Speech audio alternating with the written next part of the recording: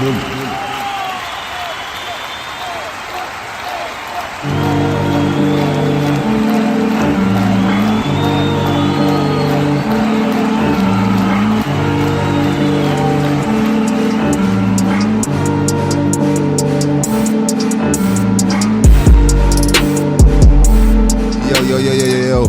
What it do? What's happening? Hey, man. Thank y'all for tuning in to another episode of the Real from the Regular podcast.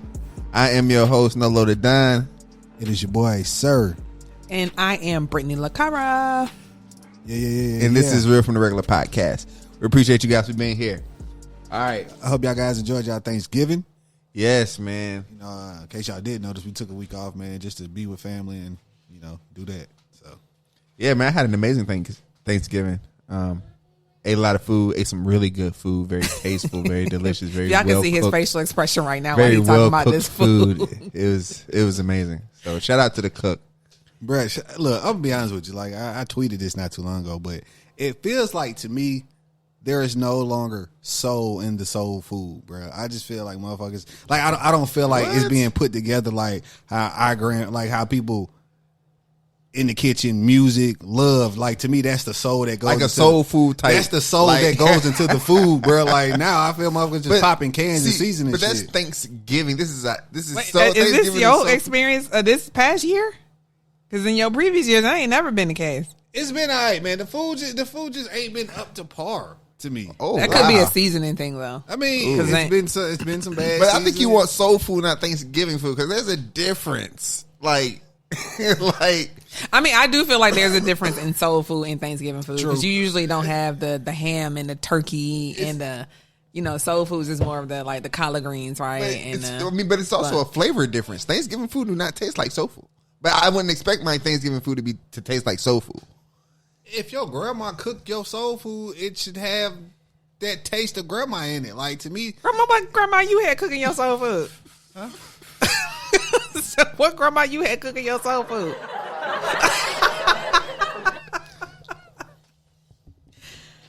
Yeah. grandma. Okay. Well, Like mom's mom.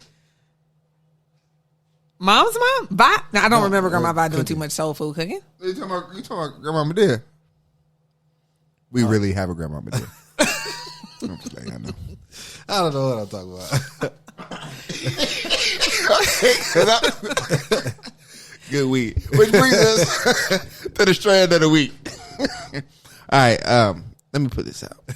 All right, so our strand of the week today is Gushers. Gushers is a hybrid marijuana strain and a member of the Cookies family with gelato number 41 and Triangle Kush parents. People who like it are also going to like Grunts and Zittles.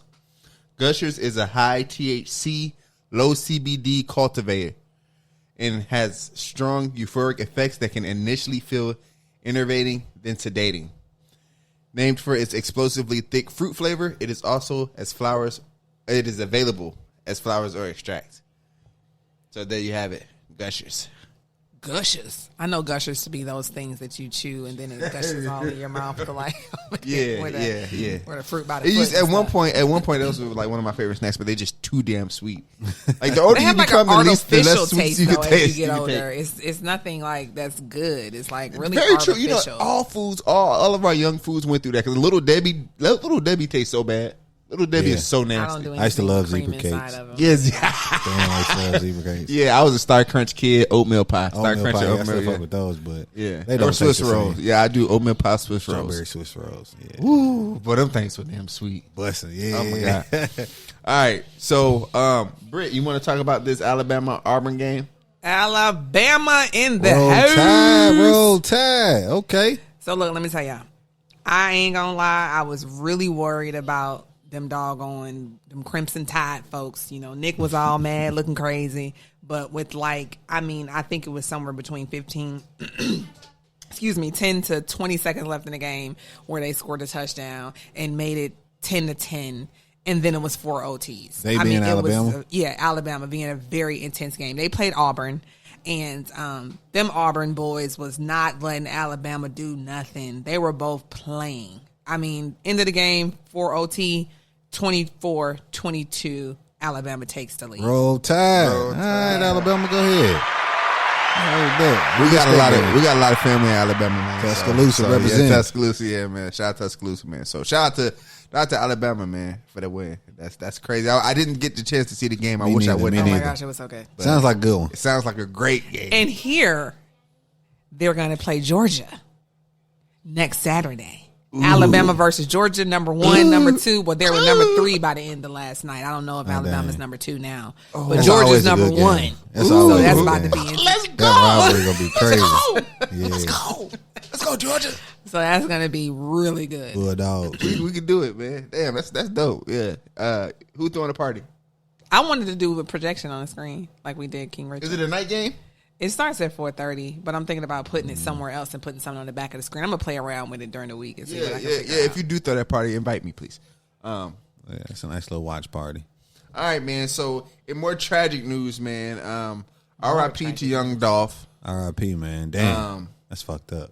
Yeah, man. So look, Young Dolph was a Memphis rapper whose real name was Adolph Robert Thornton Jr., who was shot and killed in Memphis on Wednesday, November 17th, 2021. Town, bro. That shit just crazy. Maurice Hill, the owner of the shop where the shooting happened, Makita's Butter Cookies, told Fox 13 his employee said Young Dolph walked into the store to buy cookies. Someone then drove up and shot and killed him in the South Memphis bakery. Fox obtained pictures of the shooters, 2 people who stood outside of Makita's, and opened fired. One suspect holds what appears to be an automatic rifle, and the other aims a handgun into the bakery.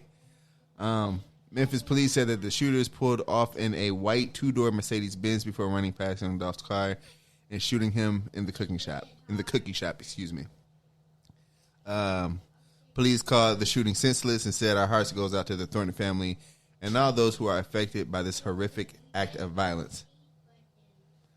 Immediately after the shooting, hundreds of people flocked to the area as headlines broke across the world. Tensions flared and raw emotions spilled over.